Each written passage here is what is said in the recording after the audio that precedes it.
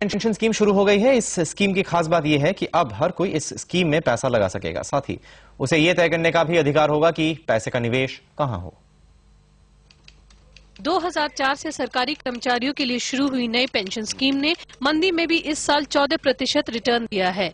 अब ऐसी ही स्कीम सबके लिए लाई जा रही है। स्कीम को चलाने के लिए 6 फंड मैनेजर चुने गए हैं। इस स्कीम में निवेश किए गए पैसे का 50% तक शेयर बाजार में लगेगा। सरकारी कर्मचारियों के लिए ये लिमिट 15% ही है, जिसमें 10% म्यूचुअल फंड के जरिए निवेश होता है। आप कुछ तय सरकारी और प्राइवेट बैंकों की शाखा में जाकर 500 रुपए जमा करके ये स्कीम शुरू कर सकते हैं। सब्सक्राइब करने के लिए पहली बार आपको 350 रुपए फीस देनी होगी। As of today, the tax provisions are मौजूदा टैक्स नियमों के मुताबिक जब आप स्कीम से निकलते हैं तो जो पैसा आप एन्युटीज में डालते हैं वो टैक्स फ्री है, लेकिन जब आप एक साथ काफी पैसे निकालेंगे तो उस समय के हिसाब से आपको टैक्स देना होगा।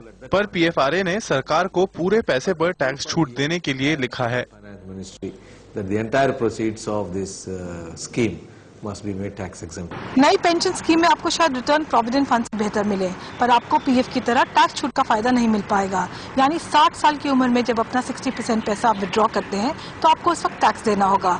हालांकि इस पूरी क्लैरिटी के लिए हमें पीएफआरडीए बिल के पास होने का इंतजार करना होगा। उस वक्त सरकार टैक्स छूट देने का फैसला कर सकती है। नई पेंशन स्कीम के तहत आप ईजीसी में से एक ऑप्शन चुन सकते हैं। ई यानी इक्विटी चुनने पर आपका 50% तक पैसा शेयर बाजार में और बाकी सरकारी बॉन्ड और कॉर्पोरेट बॉन्ड में लगेगा। जी स्कीम में आपका पूरा पैसा सरकारी बॉन्ड में और सी ऑप्शन चुनने पर कॉर्पोरेट बॉन्ड में निवेश होगा। इन ऑप्शंस के अलावा एक डिफॉल्ट ऑप्शन होगा जिसमें 50% शेयर बाजार, 20% सरकारी बॉन्ड और 30 कॉर्पोरेट बॉन्ड में निवेश होगा। ये ऑप्शन आप हर साल बदल भी सकते हैं। अंजुल तोमर,